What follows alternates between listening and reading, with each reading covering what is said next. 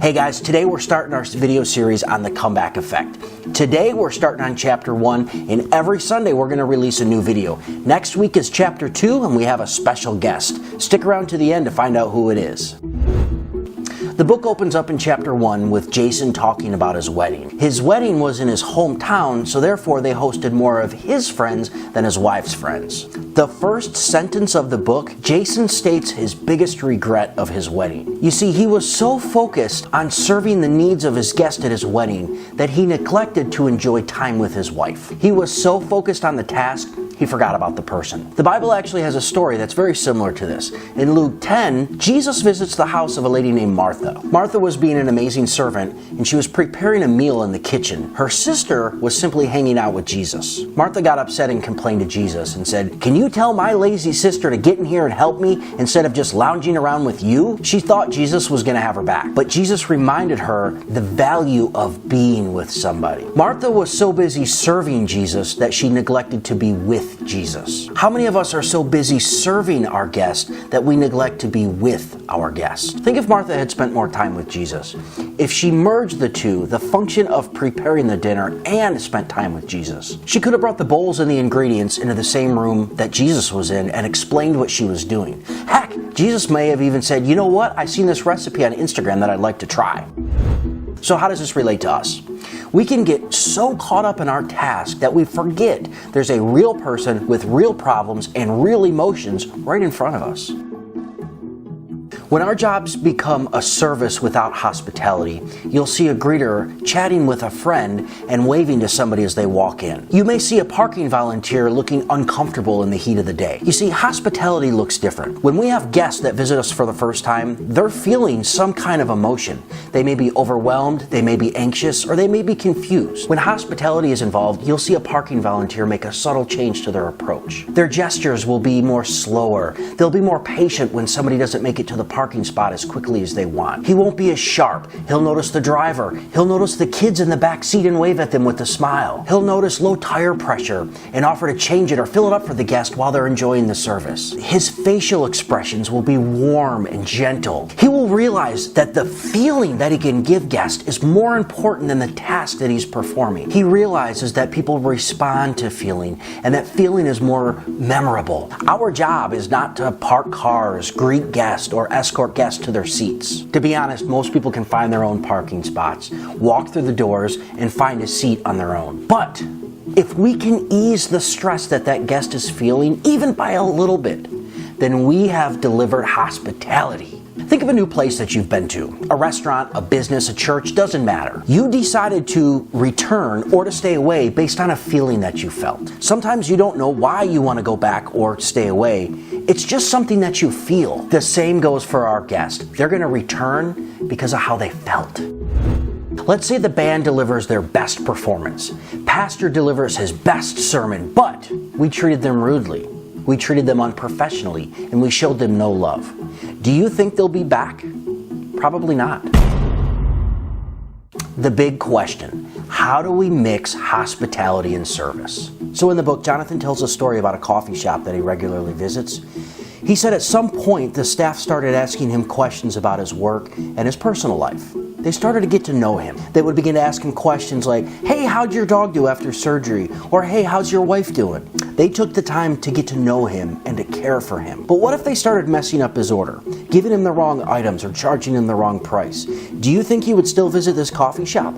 Probably not. This coffee shop found the perfect recipe for mixing service with hospitality. When the emotion is there, it doesn't feel like somebody's doing their job. It feels like they're your friend, and doing their job is just a way to support you, replacing negative emotions with positive emotions. When guests visit us for the first time, they're going to be feeling something. They may have had a bad experience with church in the past, or maybe traffic was bad, or maybe they got into an argument with their spouse on their way in.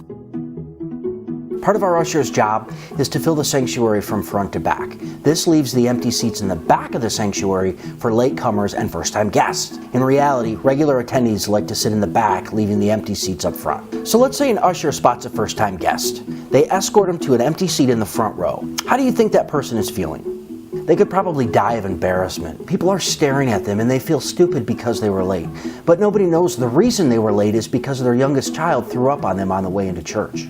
Because that usher didn't connect with the current emotions that guest was experiencing, he further compounded that bad feeling that guest had. He missed his opportunity to replace a negative emotion with a positive emotion. What if instead the usher approached it in a different way? He would ask, would you like a seat in the front or the back? I've got a great seat up front, or I've got a prime seat near the back. Because this usher was on top of his function, he identified the empty seats before that guest walked in and then connected with their emotions once they did. Then if the usher wanted to replace that emotion that guest was feeling, he would take it a step further. He'd usher them to their seat in a relaxed manner.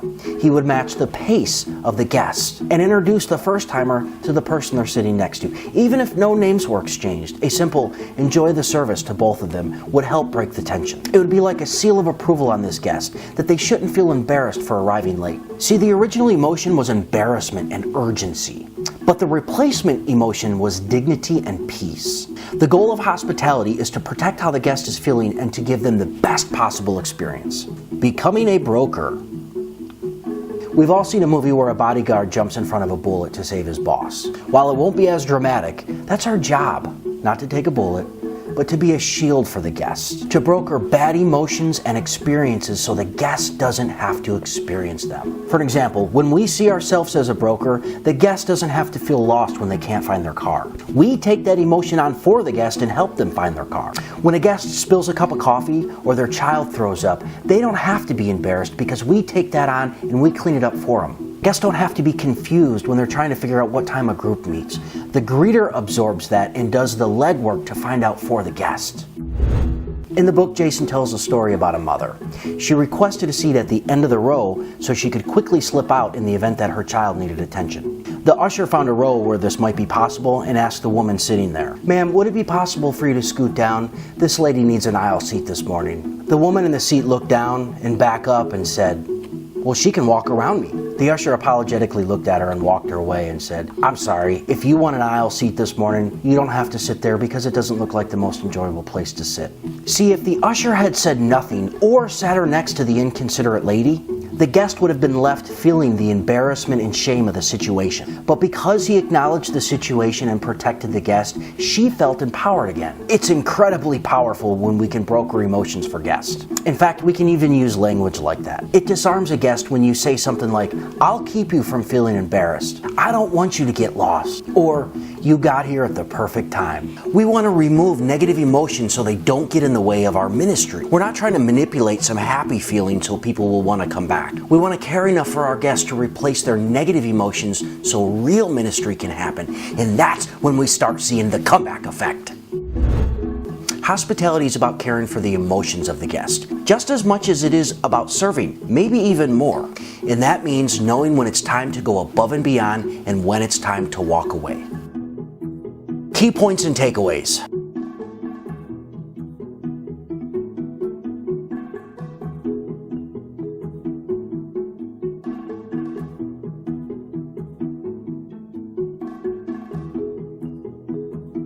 Guys, thanks for sticking around to the end. This was an amazing experience. I'm learning so much from this book. I want to use this to make us the best team in the world so we can transform people's lives with God. At the beginning of this video, I told you if you stuck around, I would tell you who's doing chapter 2. Well, I want to make good on that promise. Again, next week, we're going to be releasing chapter 2, and the person doing that is going to be... You didn't think I'd leave you hanging, did you? Mike Baker's joining us next week. Guys, you have a great week. I love you. Be safe.